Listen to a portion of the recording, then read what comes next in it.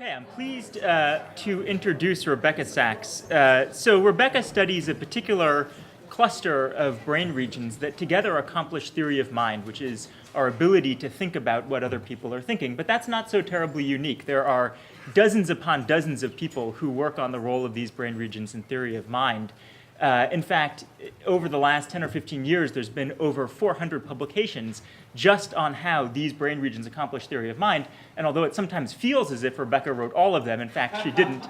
There's many other people working. So the question is, why is it that Rebecca in particular has been an extraordinary inspiration to a generation of social neuroscientists, myself certainly included in that group, why she's been recognized with some of the most prestigious awards that are available to young scientists, such as the NSF's Troland Research Award. The World Economic Forum described her as a world global leader. Her TED Talk has more than 2 million views. If everyone in this room goes home tonight and views it again, we'll be at 2,100,000.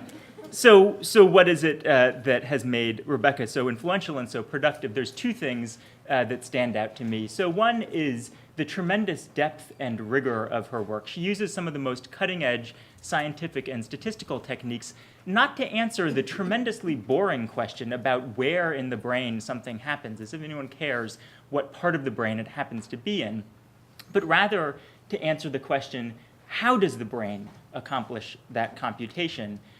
How does a biological system give rise to abstract thoughts? That is probably the most interesting and deep question currently within the grasp of science, and she's making tremendous progress on it.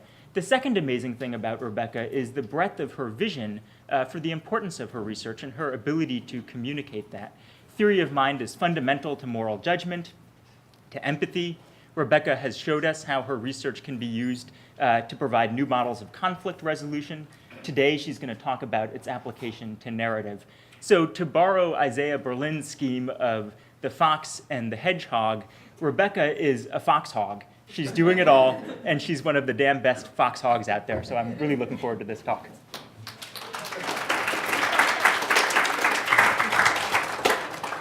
Wow. Okay, so in addition to being sweet and really kind, that introduction was a bit of a disaster because what I wanted to start with was a disclaimer about how what I don't do is claim my work is really important in all these other ways. So actually, really what I wanted to do is start this talk. My plan is start with a disclaimer, then a claim, then a story, then we do the talk. The disclaimer is because sometimes when I come to these interdisciplinary environments, I'm astonished by how my field and even my research are characterized by the people I'm having a conversation with. I find some humanists characterizing neuroscience as offering an answer to the broadest and deepest questions about our nature and our experience, about the things that matter most in our lives, like love and art and history and the economy. And once humanists tell me that I'm offering that kind of answer, they tell me also that that answer is bad and they resent me for it. Whereas I feel like I want to say, the questions I seek to answer are basically irrelevant in everyday life. You never notice these functions. They are not important to you unless they go missing. And because they are the repeatable and common elements of our experience. So just pause for a second and think about, in the set of experiences you've had in your life, how much do you care about the ones that you could exactly repeat again versus the ones that could not be repeated, right? Every experience you care about, and lots of them you don't care about, can never be repeated, and thus is out of the reach of science altogether. It meant most of science, certainly neuroscience. And so this is exactly the point that I don't think neuroscience offers or pretends to offer, an answer to questions that we experience as mattering most of the time. In fact, what we have to do, what Bevil, I think, did beautifully this morning, is almost the opposite. What William James called making the natural seem strange, asking the why of any instinctive human act. All the things you don't think about, you don't particularly care about of your everyday life, like why things look blue. That is what neuroscience is fabulous for answering. And so that's why I would like to move from, that was the disclaimer, this is not important in almost any way, except for that all of the instinctive human acts that we don't find anxiety-provoking, we don't feel drawn to explore in art, actually have a thrilling story behind them. The more you look at them, the stranger they are. And then, so what I think neuroscience seeks to do is actually bizarrely allied with what Alva just described art seeking to do. I think of what I do as providing a second-order view of human experience, but of a different set of human experiences, either the ones we don't feel anxiety about, like why something looks blue, or the things that when we feel anxiety about them, we mistake for an unrepeatable experience. So again, Bevil's experience of making one particular art and piece of art and thinking, well, it was just that piece of art, and having to discover through study and reflection that there's a repeatable principle there, and that therefore something like the way a dead painting can feel breathy is a repeatable, rule-like experience and therefore open to scientific investigation. And that second-order view of human experience that we get through science, I think, like the one that Alva pointed out we get through art, can be thrilling by giving us this double view, and also by opening us to the strangeness of the things that we're taking for granted. Plus, I love that it's science. And I just love repeatability for its own sake. It's so exciting to do things where when you discover a rule, you can communicate it to somebody else in a way that they can recreate that experience. And so this gets to the third point, which is the story. So I have no education in the arts of any kind. I've studied, well, philosophy, but in England. So the sciences for my entire adult life. And then I met Vanessa. Vanessa's an old friend of mine, too. And I sort of said, Vanessa, like, what is English and the humanities? Like, what do you do? And I tried reading various books of criticism, and I was like, Vanessa, I can't make head or tails of any of this. I don't know what this is about. And partly because it just seemed like somebody saying, well, I experience X when I read Y. And I was like, good for you. And Vanessa like worked this out slowly. I think interdisciplinary conversation takes a long time and a lot of wine. And so eventually, Vanessa said, okay, you're reading the wrong criticism. There's one writer of English criticism that you will be able to tolerate. Her name is Dorrit Cohen. And so on instruction, I read Dorrit Cohen's book, The Distinction of Fiction, and also Transparent Minds, and found that actually, of course, the discovery of regularities, surprising, technical, repeatable regularities, is not the sole purview of science, right? In fact, many forms of intellectual endeavor seek to characterize and pass on a very precise description of how to create or experience or co-create a particular kind of cognition. And so in that spirit, I'm going to start with Dorrit Cohen in trying to get to the neuroscience that I'm going to tell you about today. So let's get to this talk. OK, so we had a disclaimer, a claim, a story, and now we're going to have a talk. And the talk is sort of a narrative, which I'm never supposed to do, about how a neuroscientist looks at a piece of text or a piece of a story and what we think we can say about the brain and how it's responding to the story. I'll get a little bit at the end as to where we go when we have that answer. OK, so Dorrit Cohen quotes at the very beginning of The Distinction of Fiction as kind of a paradigmatic snippet of fiction, these two sentences from Tolstoy. And at every moment he felt that despite all his efforts, he was drawing nearer and nearer to what terrified him. He felt that his agony was due to his being thrust into that black hole, and still more to his not being able to get right into it. So she points out that even just from this tiny little snippet of fiction, you know that it's fiction. This is the story of a man's death. It's the death of Ivan Ilyich. And in a biography of a person's death, you can't get this into the head of the dying person.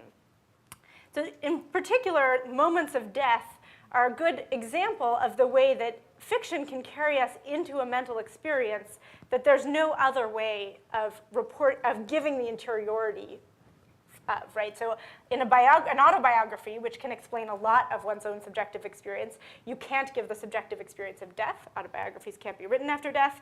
In biographies, you can't write them like this. You can't write them in this technical way, which actually claims or offers a direct view into another mind. And so there's a little patch of fiction, and we'll walk through some of the things that neuroscientists can see in this patch and then get to where we might go from that. Okay, so I'm going to do little bits of neuroscience at 3 levels in response to this patch of text. The first, easiest, and most obvious is that this is a set of words. So we'll talk a little bit about words in the brain. This is also 2 sentences, so we'll talk a little bit about sentences in the brain. And then third, of course, the thing that Dora Cohn is pointing to is this is a depiction of thoughts. So we'll talk a little bit about thoughts in the brain and then see where that gets us. Okay, so starting with words. So my lab works on a bunch of different things, and one of them is words. And so I'm going to give you a sense of a task that we do in the lab when we're looking at how people's brains process the meanings of words. So in this task, we give you a pair of words, and you indicate to us how related they are in meaning. So I'm just going to give you pairs of these words. And what I want you to do, again, I do participatory stuff like Bevil to keep people awake. So the higher your hand is, the more related they are in meaning, okay? So down here, those 2 words are not very related. Up here, they're pretty related, okay? So here's some pairs of words: to stroll and to walk, to swim and to sprint, to crawl and to toss. Some disagreement on that one. To swing and to grasp. Okay? To hop and to roll. The bush and the tree. The pebble and the boulder. Okay, so you guys have a pretty good sense of the meanings of these words. And furthermore, I hope you got a sense from doing that experiment that thinking about those pairs gets you thinking about the meanings of those words. When I give you the pair and you have to think about them, one of the things you have to do is think about the meanings of the words. Okay, so that's all we want. We want people lying in the scanner and thinking about the meanings of words, and then we can start to look at what parts of their brain are processing the meanings of those words. So there they are, lying on their backs, doing this like you did, but we make them do it for 2.5 hours. This is my standard line. We do this on normal human adults. They're MIT undergraduates. And one of the things you can see here is that we have embedded in this different kinds of words. So the first set I gave you are words for actions, things you could do with your body or with objects with your hands. And the second one are sets of natural nouns. This task has been used for a long time, and so one of the things we know, this is data from my lab, but this has been shown many times in many labs, is that if you look at what brain regions show more activity when listening to and thinking about the action verbs compared to the natural nouns, you get a patch of activity in your left, what's called medial temporal gyrus. So there's a little patch of brain that shows more activity in the action verb case than in the natural noun case. Of course, bear in mind, lots and lots and lots of parts of the brain show activity for both. So we're focusing on the difference. This is obviously, therefore, not going to be all of the meaning of word, but something about the difference in meanings of words between the action verbs and the natural nouns. And what a scientist should do now is say, okay, that's interesting. That's a hypothesis, right? There's something going on in here. Now we got to start testing ideas for why there's what this patch of brain region is doing. So I'll just talk you through some of the hypotheses that we and others have generated and tested for why this patch of activity is going on. Okay, and the first one is that the reason is that you're imagining motion. Either you're imagining your body motion or you're imagining visual images of motion. That's driven by 2 features of this experiment. The first one is, as you can see, there's a lot more motion content in the first words than in the second set of words. We can quantify this, but I hope it's just obvious. There's both more motor imagery and more visual imagery associated with the meanings of the first sets of words compared to the second sets of words. And the second thing is that if you just look at this brain and you squint, it's like, well, that patch of activity, that looks kind of near where you might expect visual activity related to visually perceived motion. And so some people, with whom I think Alva is allied, if he's not actually one of them, looked at this and said, that's probably the embodiment of the motion content of those verbs, which is a decent hypothesis. And so what you do then is you say, okay, well, let's manipulate motion in these stimuli and see what difference it makes. So we did this experiment where we took some nouns that have a lot of motion associated with them, like the tiger and the giraffe, and some verbs which have very little motion associated with them, like to think and to wonder, and a bunch of other categories. And we started asking, okay, of all of these categories, how much do they activate this brain region? So here's an experiment where we started presenting people with these different categories of verbs. I'm showing you on the x-axis is time. So this experiment starts and the blood oxygen response gets going, and then we stop it and it'll go down. And on the y-axis is how much response there is in this brain region. So this is the example I started you out with. This is action verbs, so you can see the response ramping up at the beginning of the stimuli and ramping down when we stop presenting the verbs. Okay, so what about verbs of the body but that are not about body motion, like to bleed? When we looked at those verbs, they also get a big response in this brain region. And if we look at verbs like to think and to wonder with even less motion, we get even more activity. Compared to things like animal nouns that have lots of motion, but we get less activity, and other nouns like artifact nouns and natural nouns. So we looked at that and said, okay, that doesn't look like motion. That looks like a syntactic category. It looks like verbs. So we kept going here. We went to a new set of verbs. Now we added verbs like to sparkle, the motion verbs in particular that I like to twirl, verbs of qualities of motion, and another category of perception verbs with no motion in them, plus now fruits and vegetables. And again, we get high activity to the verb categories and low activity to the noun categories. And so we conclude, okay, well, that's not what it was. It's not motion. So what is it? And one very plausible hypothesis is that this is a brain region doing the syntax of verbs, something to do with verbs in particular, because now so far all the verb categories got a high activity and all the noun categories got a low activity. But there's another possibility, which is that it's not verbs, but it's something more like events, something that changes in time or occurs over time or has a temporal element. Because so far, all of the verbs have temporal elements. All of the nouns have referred to objects. And so we've so far done just one test of this. We came up with a bunch of nouns like the ceremony and the prom and the rodeo, which describe things that occur over time, but are described by nouns rather than by verbs. And when we did that, we got a big response to nouns for the first time. Which is not to say that we know exactly what's going on in this brain region, because we've only tried this many categories. And there are a lot more categories of things out there. So this is one of the points about how a scientist approaches this is like, okay, that's, I don't know, about 12 sets of things we've tried, but there are a lot of other things to try. And if you have good ideas, this experiment is really easy to do, right? All you have to do is find this brain region, present people with the words that you think might be activating it, and slowly we'll kind of elucidate what's going on in that brain region that makes it respond most to all the verbs, least to all the objects, and quite a bit to things like the prom, the rodeo, and the ceremony. All right, and whatever that answer is going to be one part of the story in understanding how our brains respond to stories. But of course not the whole story. Because even if we had all the words, even if we knew about parts of the brain that responded to all of the words in here and what about the words was driving them, there would be a lot that we were missing. And especially what we would be missing is the structure, the structural glue that sticks the words together and makes John was kissed by Mary the same as Mary kissed John, but not the same as John kissed Mary, right? It's the structural glue that gives a whole sentence its meaning way above and beyond the words inside it.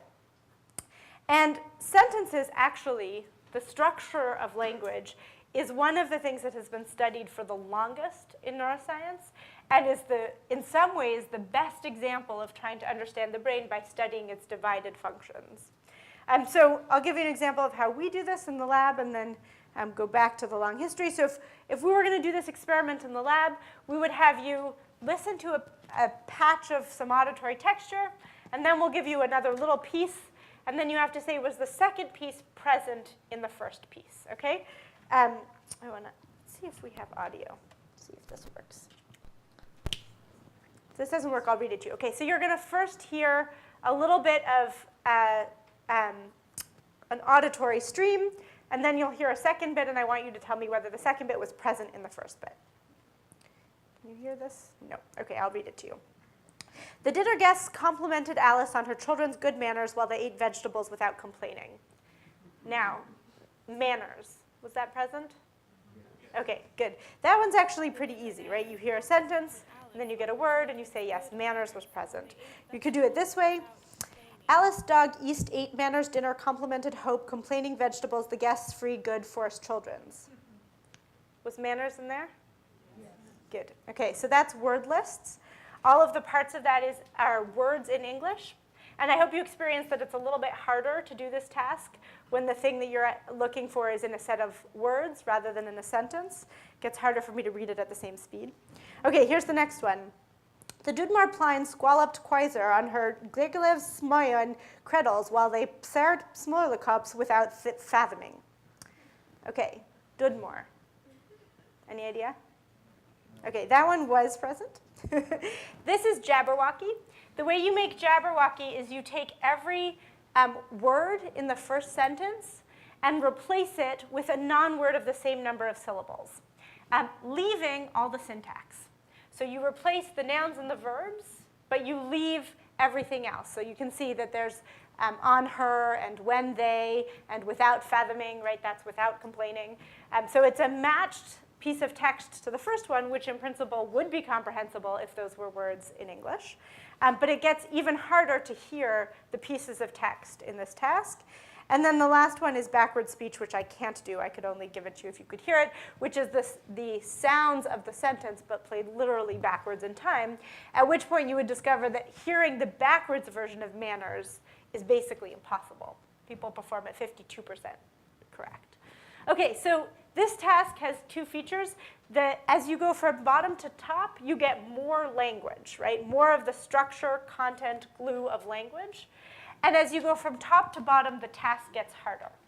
This is designed so that we can separate out brain regions who are working hard at doing a task, which should be more involved as you go from top to bottom, from brain regions whose job it is to put together the pieces of language, who should be working harder as you go from bottom to top. Is that logic clear? Okay, so when you do this, this is a design we got from my colleague Ev Fedorenko. You find you can separate out two big sets of brain regions, only one of which I'm showing you here. This is the set of brain regions mostly in your left hemisphere, in your temporal lobe and your frontal cortex, whose activity increases as you go from bottom to top. So more activity, the more language content in the stimulus.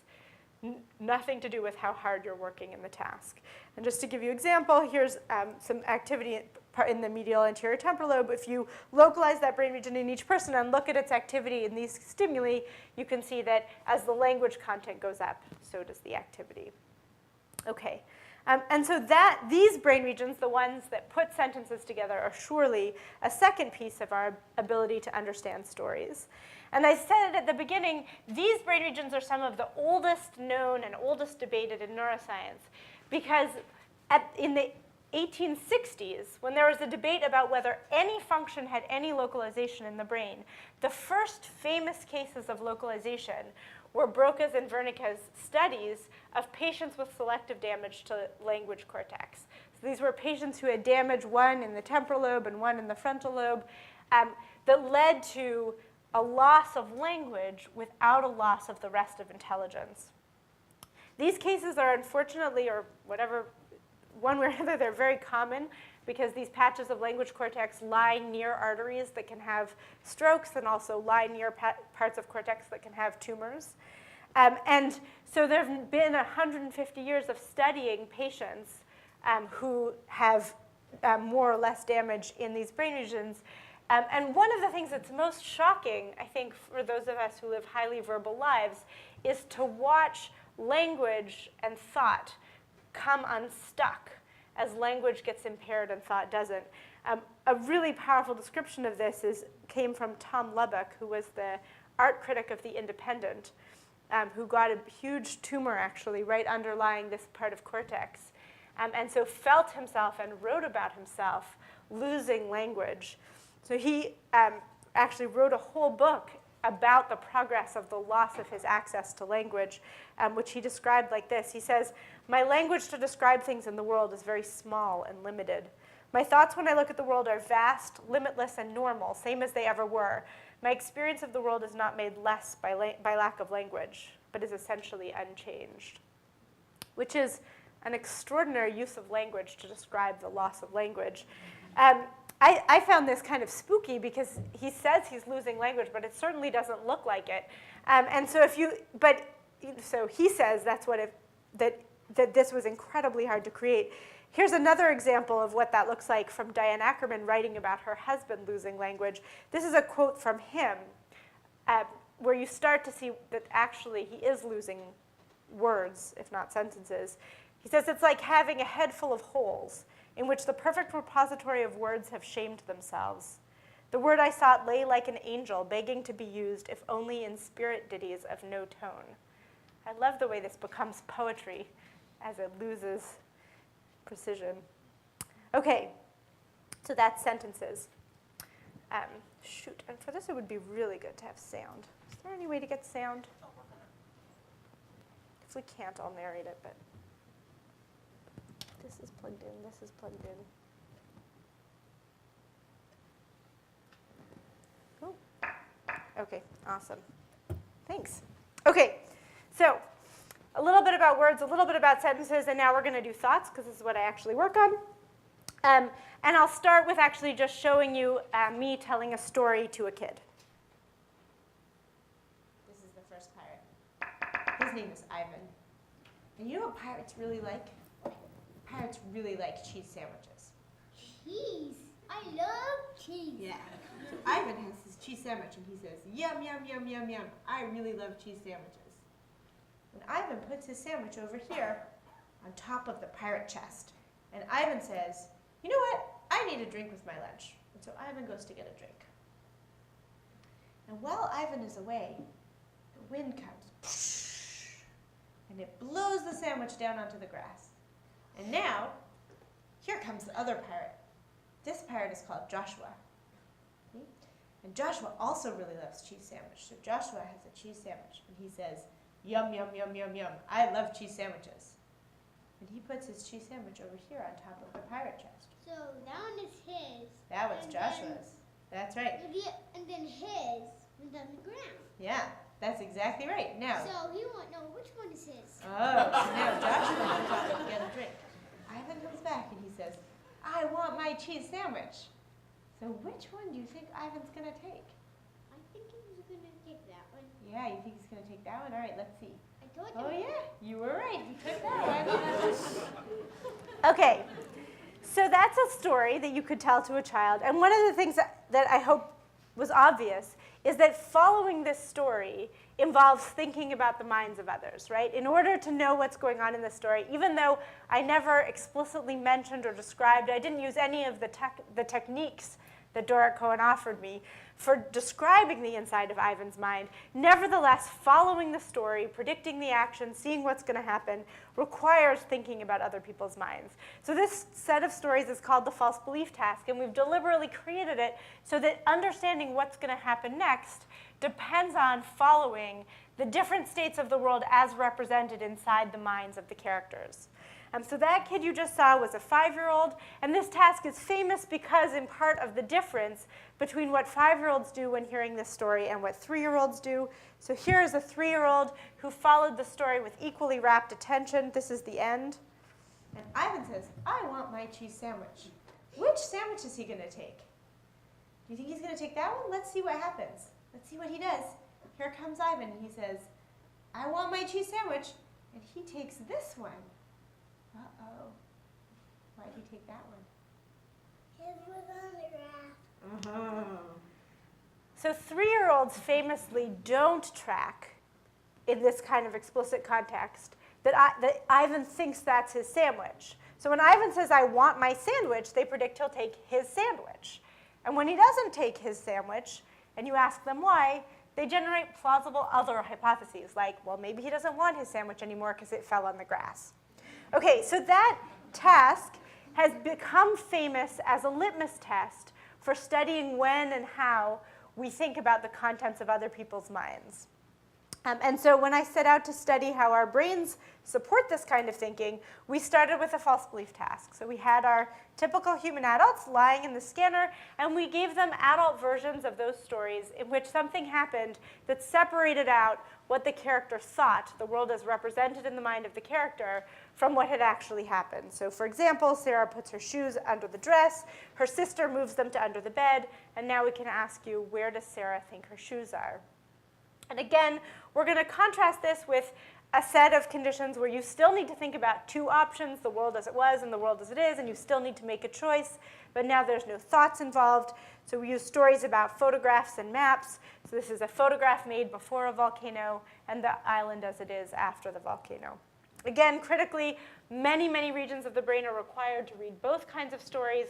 The question we were asking is there any part of the brain that's more recruited for the first kind of story, the one that has thoughts in it, than for the second kind of story, the one that doesn't have thoughts in it, which will give us a place to look, a candidate brain region for studying how the brain thinks about other people's thoughts. So we and many others, as Fiery said, hundreds of others, looked at, well, okay, what happens if we look at the difference between stories about thoughts and stories not about thoughts, and found a group of 5 brain regions, including right temporoparietal junction, medial prefrontal cortex, posterior cingulate, and left TPG. Well, let's give you back those regions. Okay. There they all are. Okay. The reason why I think there have been 400 studies on this is because that's kind of astonishing, right? It is astonishing that there are 4 or 5 brain regions so much more, so reliably and robustly more recruited when the stories have thoughts in them than when they don't, that for many people, this seemed just completely implausible. So about half of those 400 papers are trying to argue that maybe it isn't true, but this is actually an astoundingly robust and reliable phenomenon that's now been replicated in a huge number of languages and populations and task contexts. I was particularly thrilled. We just did it in sign language.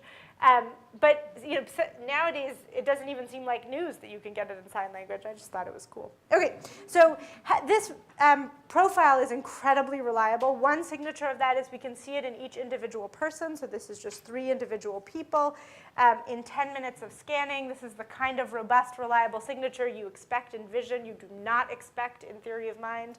And it's also super reliable in how it indexes the presence of content about other minds in stories. So one way you can show that is that you can manipulate where in the story or when in the story you start talking about a character's mind. So we had these stories where first we tell you about a person, Erica, who lives in Los Angeles. She was in a bar and a fight broke out. She was caught in between. And then we tell you what she's thinking. So we say, in spite of her neighborhood, she has a dislike of violence, believes conflicts can be resolved without fists, and then the story goes on. So we created all these stories where we systematically delayed the mental state content for 6 seconds. And then we could look in the right TPJ, for example. This is the response over time to a story where the mental state information is available immediately. So the mental state information is available here, and the blood response slowly ramps up.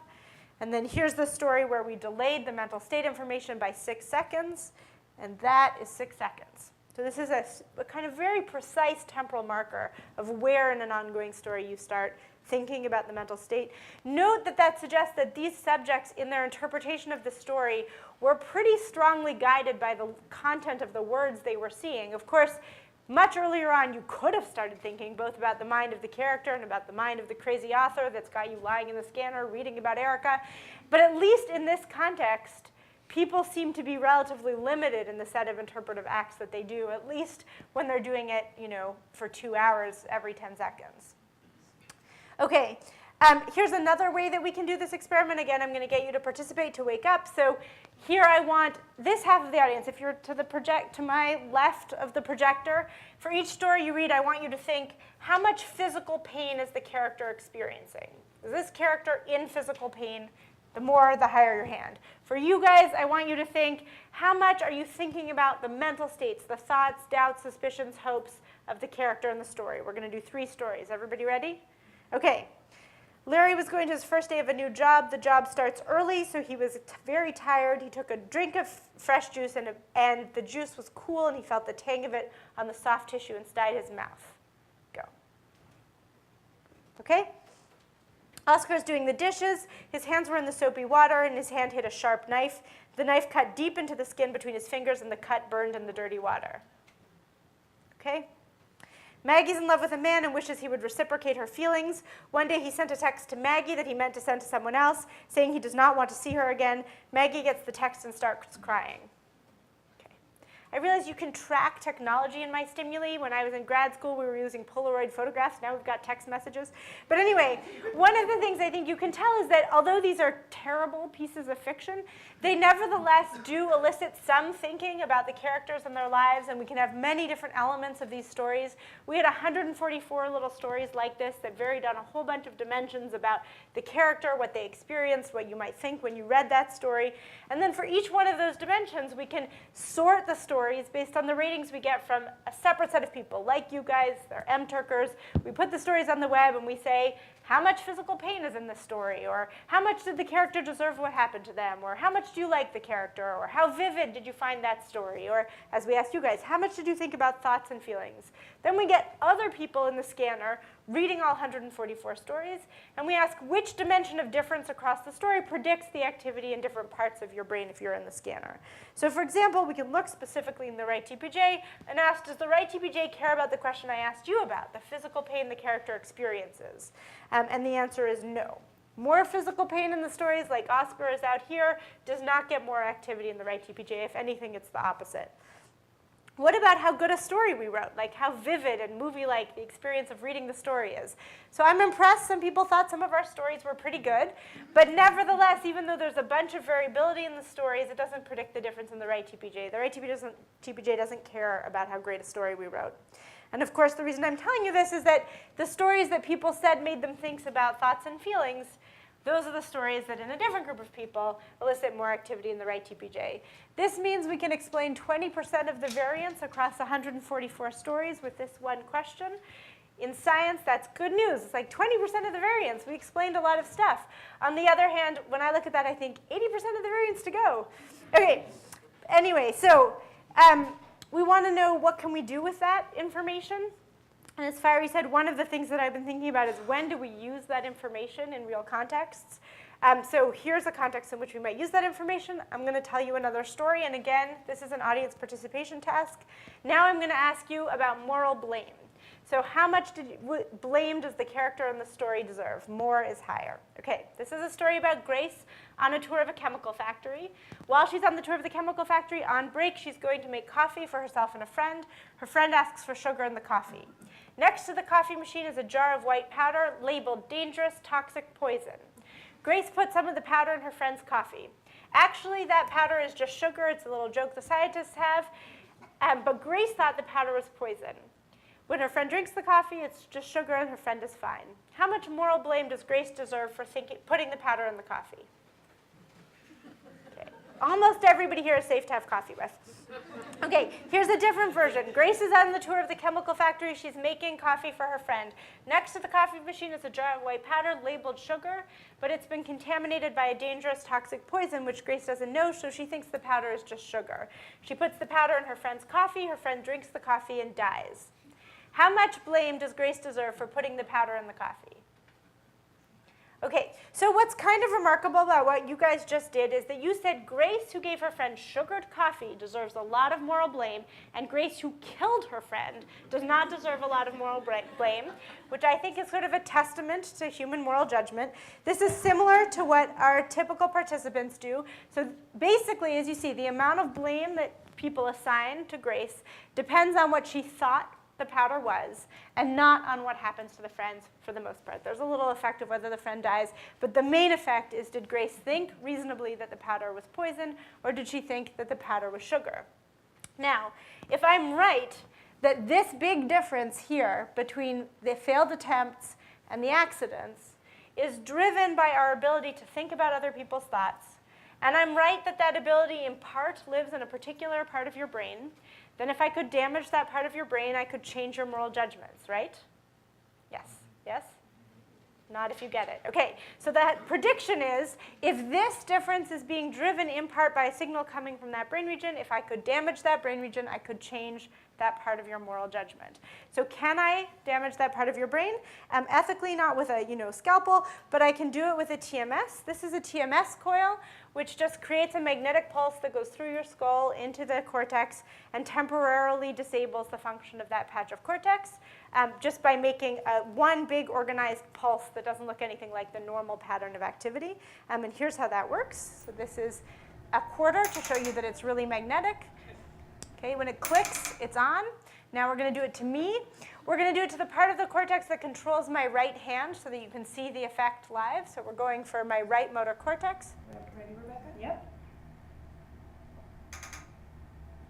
Ready? Yep. Okay, so by the time it gets all the way through the skull to the cortex, you can see it's not quite as strong as it was when the quarter was right there, but it's this nevertheless systematic and reliable pulse in my motor cortex that clenches my hand.